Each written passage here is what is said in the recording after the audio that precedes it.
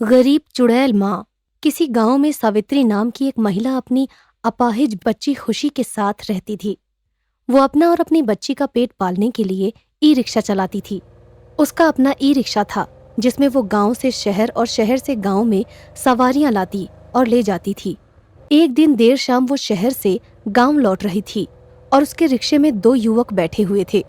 ओए बिंद्र, रिक्शे वाली में अच्छा दम लगता है, इसका थोड़ा दम निकाल दे क्या?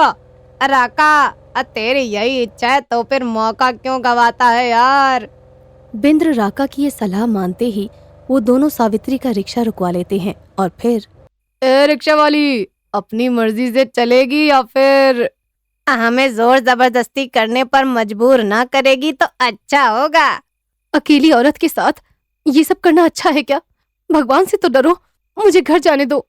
ये कहकर वो रिक्शा चलाने की कोशिश करती है, मगर तभी दोनों उसके साथ हाथापाई पर उतर आते हैं और उसे उठाकर जंगल ले जाते हैं।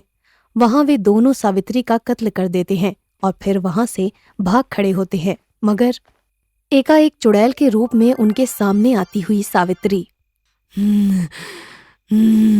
भागो, कहाँ तक भागोगे? मुझे चुड़ैल बनाकर बचकर निकलना चाहते हो?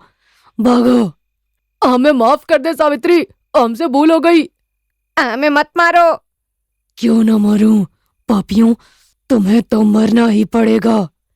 ये कहकर सावित्री उन्हें और मौत के घाट उतार देती है।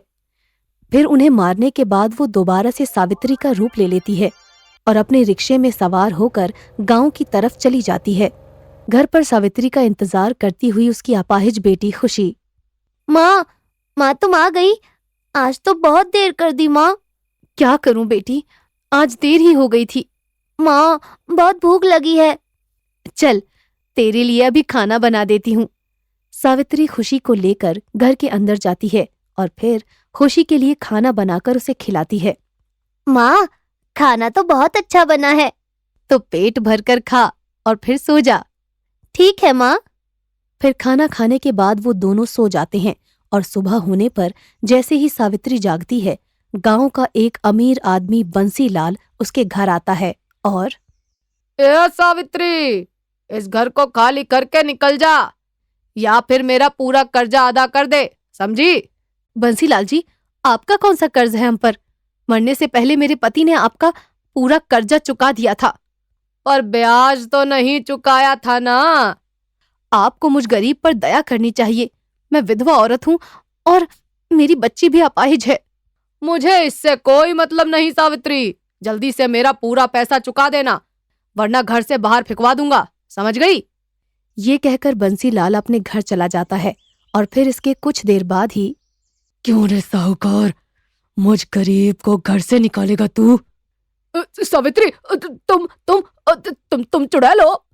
हाँ, मैं चुड़ैल हूँ, आदमी का खून पीने वाली चुड़ैल।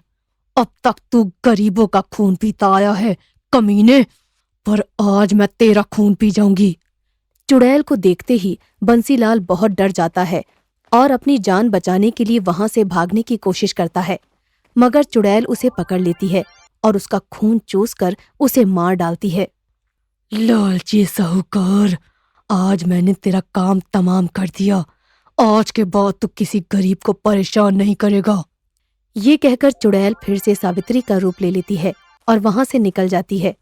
मगर गांव के दो लोग अनवर और लखन उसे चुड़ैल बनकर साहूकार को मारते हुए देख लेते हैं। अरे, सावित्री तो चुड़ैल है। चुड़ैल? इस चुड़ैल ने तो बंसीलाल को मार डाला। इसे मारकर तो गांव का भला ही किया है, निर्दयी सब गरीबों को परेशान करता था। लेकिन इस चुड़ैल का क्या भरोसा, कल को हमें और हमारे बच्चों को भी मारने लगी तो? ये तो सोचने वाली बात है भाई। उस दिन के बाद पूरे गांव को पता चल जाता है कि सावित्री चुड़ैल है और लोगों का खून पीकर उन्हें मौत के घाट उतार देती है। इसीलिए अब गांव वाले सावित्री को देखकर दूर भागने लगते हैं। पास पड़ोस के बच्चे भी खुशी के साथ उठना बैठना और खेलना बंद कर देते हैं। इस कारण खुशी बहुत दुखी हो जाती है। ए अंशु, अब तुम मेरे घर आकर मेरे साथ क्यों नहीं खेलते? मेरी माँ ने मना कर दिया है। पर क्यों?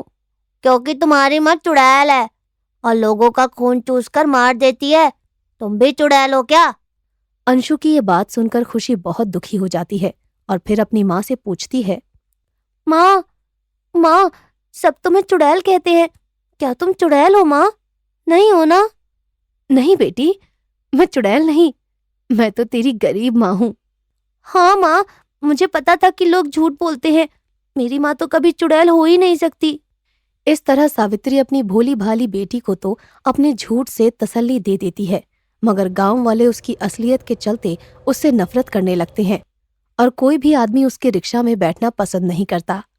अब तो इस गांव में रहकर अपनी बेटी का पेट पालना भी मुश्किल होता जा रहा है। कोई भी मेरे रिक्शा में नहीं बैठना चाहता। हे भगवान, कुछ करो। सावित्री भगवान से ये प्रार्थना कर ही रही होती है कि तभी वहां पर गांव का सरपंच राम लखन आ जाता है और सावित्री, गांव वाले बता रहे हैं कि तुम चुड़ैल बन जाती हो। क्या इस बात में कुछ दम है या फिर वो लोग यूं ही बक रहे हैं? यूं ही बक रहे हैं सरपंच जी। मैं भला चुड़ैल क्यों होंगी? कोई चुड़ैल ही मेरा रूप लेकर लोगों को मार रही होगी और लोग मुझे चुड़ैल समझ रहे हैं। सावित्री की ये दलील सुनकर सरपंच चुपचाप वहां से चला जाता है, मगर फिर जब बार बार वो चुड़ैल बनकर लोगों को मारती है तो एक दिन, देखो सावित्री, अब झूठ बोलने से काम नहीं चलेगा।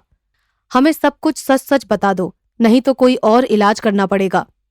सरपंच की ये बात सुनकर सावित्री रोने लगती है और अपने साथ घटी पूरी घटना के बारे में उन्हें बताती है। उसकी दुख भरी कहानी सुनकर सरपंच को भी दुख होता है और वो उसे समझाता है। देखो सावित्री, तुम्हारे साथ राका और बिंद्र ने बहुत बुरा किया। इस बात का हमें भी बहुत दुख है, पर उन्हें मारने के बाद भी तुम चुड़ैल बनी फिर रही हो। ये बिल्कुल गलत है। तुम आज ही ये गांव छोड़ दो। गांव छोड़ने की बात पर सावित्री रोने लगती है और फिर चुड़ैल का रूप लेते हुए कहती है, सरपंच जी, मैं ये गांव तो क्या, ये दुनिया ही छोड़कर चली जाऊंगी, पर मेरे बाद मेरी अपाहिज बेटी का क्या होगा? इसकी देखभाल कौन करेगा? सावित्री, मैं तुम्हारे इस दुख को बाखूबी समझ रहा हूं, पर तुम चिंता मत करो। तुम्हारी बेटी की देखभाल की जिम्मेदारी मैं उठाऊंगा।